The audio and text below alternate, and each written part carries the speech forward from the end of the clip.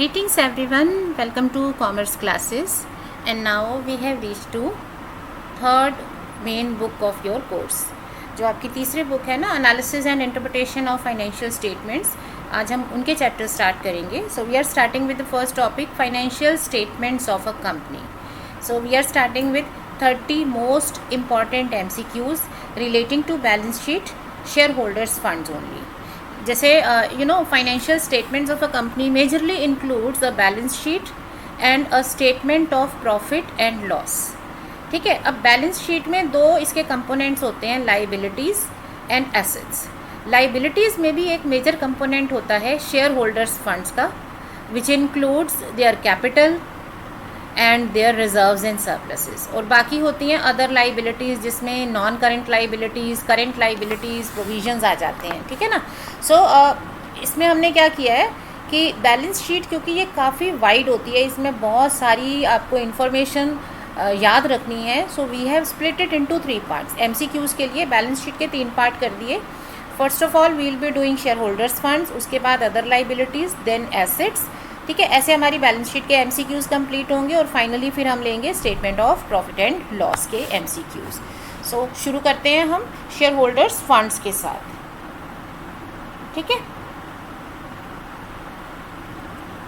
Now balance sheet of a company is required to be prepared in the format. तो अब balance sheet आपके किस format में बनानी होती है? फॉर्मेट होता है शेड्यूल 3 पार्ट 1 का format. Now as per companies act, the balance sheet of the company is required to be presented in. अब बैलेंस शीट किस फॉर्म में होती है? हॉरिजॉन्टल या वर्टिकल या किसी में भी.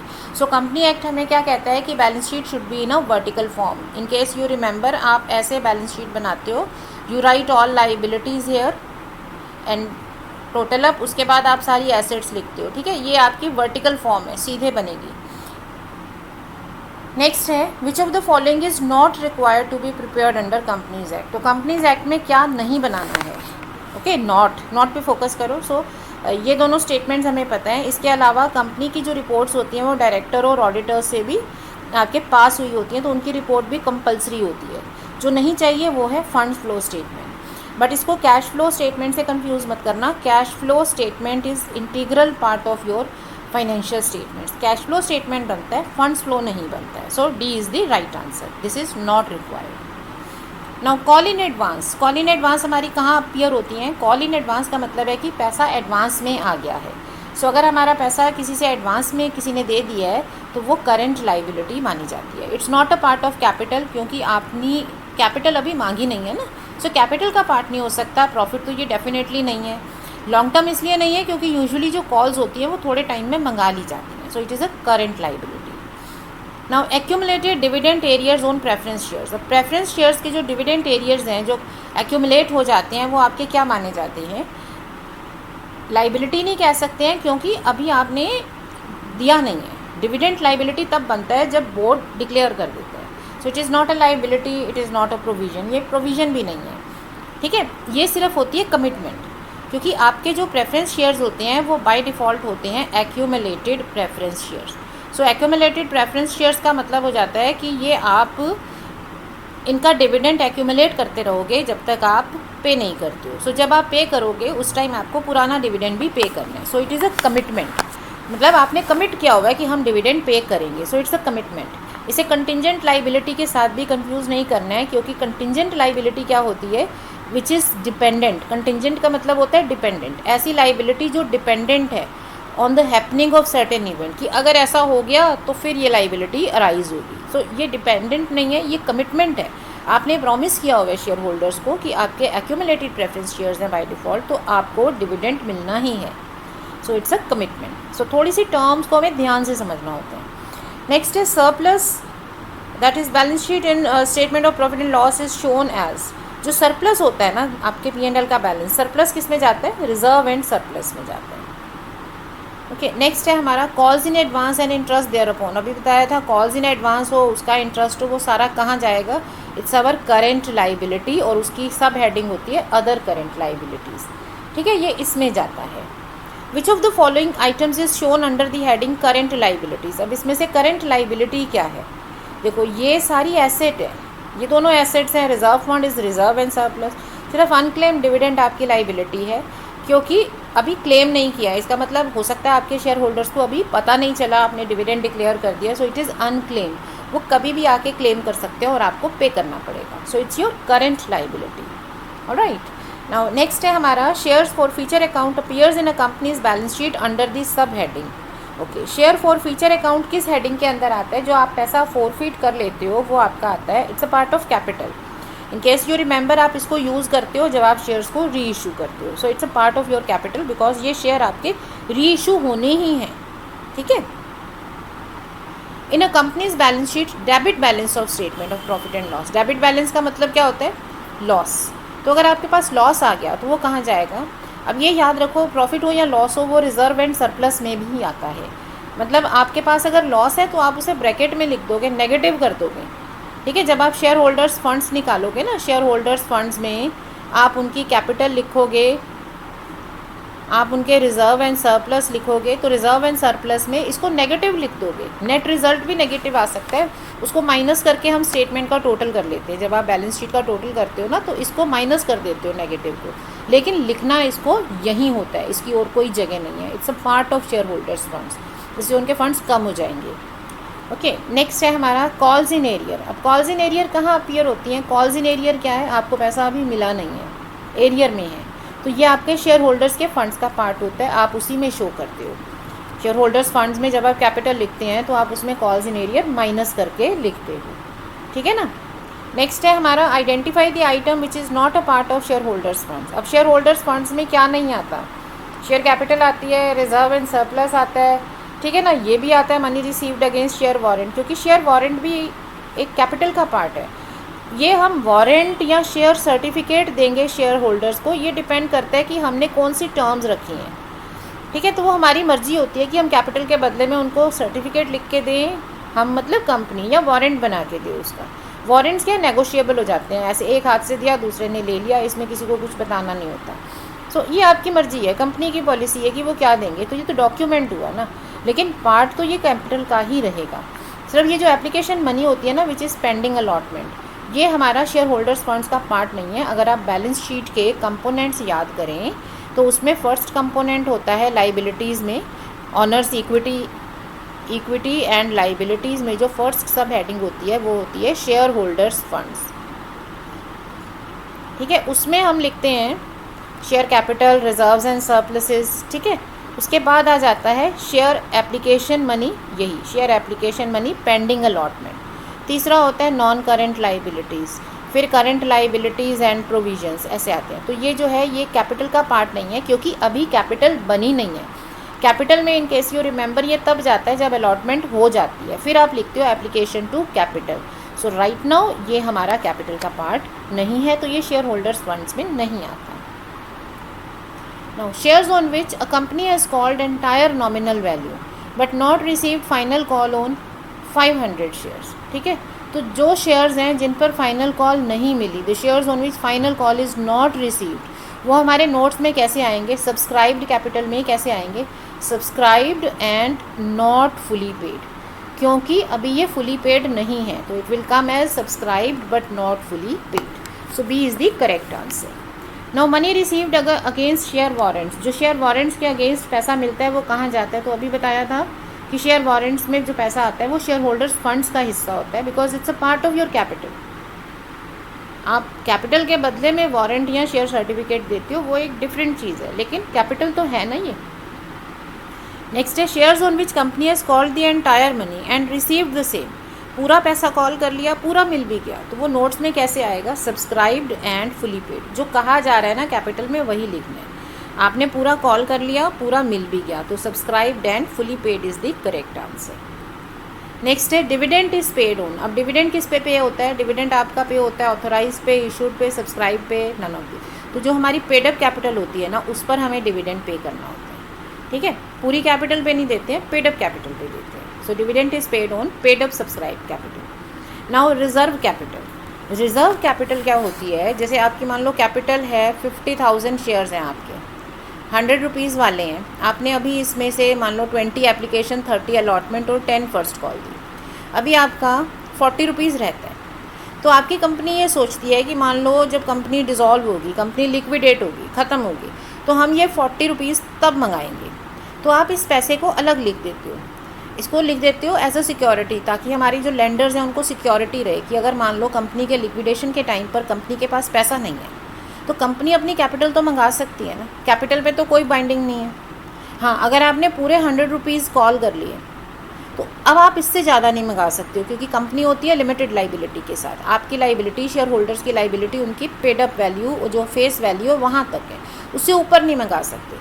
तो आपके जो लेंडर्स हैं उनको कोई सिक्योरिटी नहीं है कि मान लो कंपनी आपकी इंसॉल्वेंट हो गई या उसके पास पैसा नहीं है तो फिर उनको पैसा नहीं मिल सकता ना। आप उनको एक एडिशनल सिक्योरिटी देते हो कि आप क्या देते हो, हमने अपनी कैपिटल का एक पार्ट, ये जो सब्सक्राइब्ड कैपिटल है ना, इसका एक हिस्सा हमने अनपे किया हुआ है, ये जो अनकॉल्ड है ना पैसा, उसको हम रिज़र्व कर देते हैं कि ये हम तब मांगेंगे जब हमें ज़रूरत होगी कंपनी के लिक्विडेशन के टाइम पर। सो it's a part of uncalled capital, जो कि हम बाद में मांगते हैं कंपनी बंद होने के टाइम पर। ठीक है, सो it's a part of uncalled subscribed capital which will be called only in the event of winding up. तो ये अनकॉल्ड सारी भी कर सकते हो रिजर्व, इसमें से 30 रिजर्व कर लो, 20 कर लो, वो कंपनी की मर्जी है, मतलब वो बोर्ड डिसाइड करेगा, लेकिन दिस कैन बी डन। तो इसे हम रिजर्व कैपिटल बोलते हैं। सो रिजर्व से ये मत समझना कि ये प्रॉफिट्स रिजर्व सरप्लस हो गया। रिजर्व का मतलब है अलग रखना। जैसे आप कहते हो ना, मैंने ये चीज़ अलग रख दी है, रिजर्व रख दी है। मान लो आपके घर में कोई सपोज़ कुछ अच्छे बिस्किट्स या चॉकलेट्स आती हैं जो आपको बहुत पसंद है, कोई गेस्ट आ गए, सबके सामने रख दी, ख़त्म हो गई, तो यू माइट बी सेइंग कि मेरी कहाँ गई, मुझे तो मिली नहीं। So your mother might be saying कि वो तो मैंने रिजर्व रख दिया था, मैंने तुम्हारा हिस्सा अलग रख दिया था। तो रिजर्व कैपिटल का मतलब है कैपिटल का वो हिस्सा जो रिजर्व कर दिया, अलग कर दिया, उसको अलग तरह से अलग टाइम पे मंगाएंगे। नेक्स्ट है, company has authorised capital of 10,000 equity shares and 10,000 preference shares of 100 each. It wants to issue 15,000 equity and 5,000 preference shares. देखो टोटल कैपिटल में तो 20 ही है, तो कोई सोच सकता है कि 20 तो मंगा रहे हैं, क्या हो गया हम ऐसे मंगा रहे हैं, ऐसा नहीं होता। कंपनी में क्या है, जब कंपनी आपकी बनाई जाती है उस टाइम पर आपके एक authorised capital with proper classification register होती है। कंपनी इस कैपिटल के साथ रजिस्टर की गई है। ऑथोराइज का मतलब ये कंपनी को अथॉरिटी मिली है कि इतनी कैपिटल आप इशू कर सकते हो, तो आप इससे ज़्यादा नहीं कर सकते, कम कर सकते हो। जैसे आप प्रेफरेंस शेयर्स कम करना चाहते हो, फाइन, ये कर सकते हो, इसमें कोई इशू नहीं है। लेकिन अगर आप किसी को बढ़ाना चाहते हो तो नो, ये नहीं कर सकते। ये कब करेंगे, जब आप अपने उसी मेमोरेंडम में चेंज करेंगे। सो आप ऐसा है कर सकते हो, लेकिन उससे पहले आपको अपना ऑथोराइज्ड कैपिटल का जो क्लॉज है अपने मेमोरेंडम ऑफ एसोसिएशन में, MOA में, उसको अल्टर करना पड़ेगा, चेंज करना पड़ेगा, तब कर सकते हो। सो हम ऐसा नहीं कह सकते कि हम हमेशा कर सकते हैं या नहीं कर सकते। इसमें एक पीछे एक आपके साथ कंडीशन जुड़ी हुई है कि कर लो, लेकिन पहले अपना क्लॉज बदलो, क्योंकि आपने, कंपनी जो होती है, company is an artificial legal person.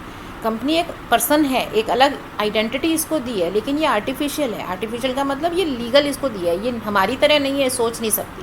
So company जो कुछ भी करेगी ना, वो प्रॉपर अपनी जो इसको अथॉरिटी मिली है उसके अंडर करेगी। तो इसको अथॉरिटी मिली थी MOA से, मेमोरेंडम ऑफ एसोसिएशन से। उसको अगर डायरेक्टर्स चेंज कर देते हैं शेयर होल्डर के साथ मिलके, तो फिर ये दे कैन इंक्रीज इट। सो इसके ऊपर, ये इनकी अपर लिमिट होती है, इसके ऊपर जो है वो कैपिटल इशू नहीं कर सकते। हर कैटेगरी की लिमिट है। तो प्रेफरेंस 10 से ऊपर नहीं जाएगा, इक्विटी भी 10 से ऊपर नहीं जाएगा। यहाँ ठीक है, कम कर सकते हो, ये चलेगा, ये नहीं चलेगा। ठीक है, नाउ नेक्स्ट है हमारा, which one of the following is commitment. इसमें से कमिटमेंट क्या है, आपने कमिट क्या किया हुआ है। कमिटमेंट का मतलब होता है एक तरह से प्रॉमिस कर देना कि हाँ भाई मैं ये दूंगा तुम्हें, ये मेरा प्रॉमिस है। तो वो प्रॉमिस होता है आपका डिविडेंड एरियर्स का क्यूमुलेटिव प्रेफरेंस शेयर्स में। ठीक है, बाकी आपकी कमिटमेंट नहीं है। इंटरिम डिविडेंड जो है आप पे करते हो, लाइबिलिटी बनती है। अनपेड डिविडेंड आपकी लाइबिलिटी है, क्योंकि अनक्लेम है, जो भी आएगा क्लेम करेगा आपको पे करना है, ये लाइबिलिटी है।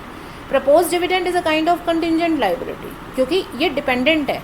जब जो शेयर होल्डर्स हैं वो अपनी AGM में इसको क्लियर करेंगे, ओके करेंगे, तभी ये लाइबिलिटी बनेगा। तो ये ऐसा अभी लाइबिलिटी है ही नहीं, ठीक है ना, कंटिंजेंट है। सो जो कमिटमेंट होती है, कमिटमेंट होता है प्रॉमिस, प्रॉमिस हर हाल में पूरा करना होता है। तो वो एरियर्स पे है प्रेफरेंस शेयर्स के। नेक्स्ट है share application money which is refundable. जो रिफंडेबल मनी है वो कहाँ जाएगी, वो आपकी जाएगी अदर करंट लाइबिलिटीज़ में, इसे आपको पे करना है। सिक्योरिटीज़ प्रीमियम रिजर्व कंपनी में कहाँ आता है, रिजर्व एंड सरप्लस के अंडर आता है। ठीक है, नेक्स्ट है unclaim dividend appears under the sub heading. तो सब हेडिंग क्या है? अनक्लेम डिविडेंड की सब हेडिंग है अदर करेंट लाइबिलिटीज। नेक्स्ट है company received applications for 80,000 shares against an issue of 1 lakh shares. अच्छा ठीक है, तुम्हारे 1 लाख के शेयर्स आप इशू करना चाहते थे, आपकी एप्लीकेशन आई 80,000 की। सो application money of 10 rupees so received shall be shown in the balance sheet. अब ये 10 रुपीज़ कैसे शो करेंगे? तो अब यहाँ पे अभी अलॉटमेंट तो हुई नहीं है, सो समवन में से कि ये तो एप्लीकेशन मनी पेंडिंग अलॉटमेंट है। अब यहाँ पर पेंडिंग वाला केस नहीं है, क्योंकि जब भी अलॉटमेंट करनी होती है तब मिनिमम सब्सक्रिप्शन होती है। मिनिमम सब्सक्रिप्शन होती है 90% ऑफ द इशू। तो अगर आपने इशू 1 लाख शेयर करने थे, अगर आपका 90% मिनिमम इसका 90,000 अगर एप्लीकेशंस आ जाती तो आप अलॉटमेंट करते, तो फिर आपकी मनी हो जाती है एप्लीकेशन मनी पेंडिंग अलॉटमेंट, क्योंकि अलॉटमेंट करनी है। यहाँ पर आपको मिनिमम सब्सक्रिप्शन नहीं मिल रहा, सो आप अलॉटमेंट नहीं कर सकते हो। तो यहाँ पर क्या है, अलॉटमेंट होनी ही नहीं है, तो ये पैसा क्या हो जाएगा? रिफ़ंड होगा। ठीक है, तो ये हमारा जाएगा, ये रिफंडेबल एप्लीकेशन मनी है, तो ये जाएगा हमारा अदर करेंट लाइबिलिटीज़ में। ना तो ये कैपिटल है, ना ये पेंडिंग अलॉटमेंट है।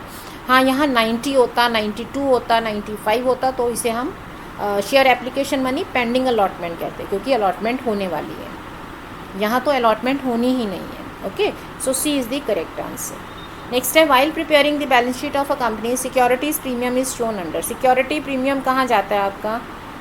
लाइबिलिटी, ये जाता है रिजर्व एंड सरप्लस में। ओके, तो अब वो तो ऑप्शन नहीं दे रखा, so none of the above.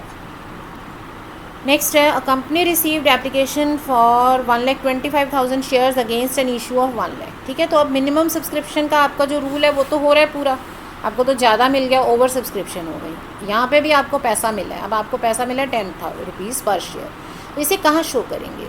अब क्या होता है, आपके जब शेयर अलॉट होंगे तो आपको शेयर अलॉट की तो ये मैक्सिमम लिमिट थी ना, आप इससे ऊपर तो अलॉट नहीं कर सकते हो। तो इस पर जो पैसा मिला है, मनी तो यहाँ मिली है ना, क्योंकि जिसने भी अप्लाई किया उसने पैसा दिया, पैसा यहाँ पर मिला है। पर इसमें से 1 लाख जो है ये अलॉट किया जाएगा, और बाकी का जो 25,000 शेयर्स का पैसा है 10 रुपीज़, इसको या तो आप रिफ़ंड कर दोगे या आगे एडजस्ट करोगे। सो ये जो 1 लाख रुपीज़ पे 10 रुपीज़, 1 लाख शेयर्स पे 10 रुपीज़ है, ये तो आपका एप्लीकेशन मनी है पेंडिंग अलॉटमेंट, ये तो अलॉट होनी है, और बाकी आपका लाइबिलिटी बन जाता है, क्योंकि या तो आप इसे रिफ़ंड कर दोगे या फिर आगे एडजस्ट करोगे। So it is your liability. Next है share capital of a company consists of 5 lakh shares of 10 each 8 called. Now share holders have paid the called up amount. सबने पैसा दे दिया, तो कैपिटल कहाँ दिखाएंगे हम, कैसे दिखाएंगे? Subscribed and fully paid. Fully paid नहीं करना है यहाँ पर, क्योंकि फुल अमाउंट होता है नॉमिनल वैल्यू, वो तो मांगी ही नहीं आपने, तो अभी तो आपके पार्टली कॉल्ड शेयर्स हैं, इसे subscribe but not fully paid के अंदर लिखेंगे। ठीक है, पेड का मतलब कि पूरी नॉमिनल वैल्यू मंगाई है या नहीं। So B is the correct answer. Next है company has issued 2 lakh equity shares of 10 each, जिस पे आपको सारा पैसा कॉल कर लिया, सारा मिल भी गया, except final call on 5,000 shares. तो ये जो 2 लाख शेयर्स हैं, इसमें से आपके 5,000 शेयर्स पे आपको पैसा नहीं मिला है, 3 रुपीज़ की कॉल। तो कैपिटल कैसे शो होती है? कैपिटल में हम 2 कैटेगरीज लिखते हैं, subscribed and fully paid, subscribed and not fully paid. तो इसमें से 5,000 शेयर्स आपके पार्टली पेड हैं, तो बाकी के 1,95,000, ठीक है ना, इसमें से 5,000 जो पार्टली हैं वो हटा दो। सो 1,95,000 शेयर्स ऑफ 10 ईच हो गए फुली पेड, बाकी 5,000 शेयर्स ऑफ 10 ईच हैं 50,000 वाले, उसमें से कॉल्स इन एरियर माइनस की। तो this is the correct way to show this. ऐसे क्लब नहीं कर सकते हो, ठीक है, यही करेक्ट आंसर है। So C is the, sorry not C, B is the correct answer. ठीक है, नेक्स्ट है हमारा company has issued 1 lakh equity shares of 10 each. आपको वही सेम क्वेश्चन, 2,000 शेयर्स पर पैसा नहीं मिला फाइनल कॉल का, तो 98,000 shares fully called and paid है, तो आप सब्सक्राइब्ड एंड फुली पेड लिखोगे 98 इंटू 10। 2,000 शेयर्स में आप माइनस करके कॉल्स इन एरियर आप बाकी लिखोगे, तो ये होगी कैपिटल। देखो अब यहाँ पर भी सेम आंसर आ रहे हैं, बट आपके कंपनी जो है उसके अकाउंट्स बनते हैं शेड्यूल 3 के अकॉर्डिंगली, तो ये शेड्यूल 3 कहता है ऐसे कैपिटल शो करनी है, सब्सक्राइब्ड एंड फुली पेड अलग, subscribed and not fully paid अलग, अलग अलग शो करो। ठीक है, okay, now B is the correct answer. अब आपको ये भी लग सकता है कि ये ए और सी तो सेम से हैं, 2 सेम ऑप्शन कैसे मिल गए? तो ध्यान से पढ़ो, ये सेम नहीं है। यहाँ वो कह रहा है सब्सक्राइब्ड एंड फुली पेड, यहाँ वो कह रहा है subscribed and not fully paid. ठीक है ना, ये कह रहा है फुली पेड है, यहाँ कह रहा है नॉट फुली पेड है, लेकिन ये पूरे 1 लाख शेयर्स पर ये फ्रेज एप्लीकेबल नहीं है, ना ये पूरे पे नहीं है, क्योंकि इसमें से आपके 98,000 शेयर्स फुली पेड हैं, 2,000 shares partly not fully paid, तो वो सेपरेट ही शो होंगे। नेक्स्ट है shares on which company has not called the entire nominal value, जिस पे सारा पैसा अभी मंगाया नहीं होता, तो वो क्या होती है, subscribed and not fully paid, subscribed and not fully paid. Okay, transfer of 50,000 to sinking fund, sinking fund में जब हम पैसा ट्रांसफ़र करते हैं तो क्या होता है, हम सरप्लस में से माइनस करते हैं और सिंकिंग फंड में ऐड कर देते हैं, तो ये नोट्स में शो करते हैं। ठीक है, अब ये मत कहना कि रिकॉर्डिंग नहीं करनी है क्योंकि एक में कम हो रहा है एक में जा रहा है तो नेट इफेक्ट नील है, नेट इफेक्ट नील होगा नो डाउट, लेकिन वो net effect reserve and surplus के टोटल का है, लेकिन इस रिजर्व एंड सरप्लस में हर एक रिजर्व कितने कितने का है वो तो सब अलग अलग है ना, तो सबको आपको शो करना होता है। Okay, so A is the correct answer. तो ये कंपनी की मर्जी नहीं है कि एनी ऑफ दी अबव कर लें, you have to work it like this. So I hope ये आपको क्लियर हो गया है। So you can practise a few more questions, आप ऐसी और भी अपना नेट पे भी सर्च कर सकते हो और कर सकते हो MCQs को solve. All right, so stay learning, stay practicing. Thank you.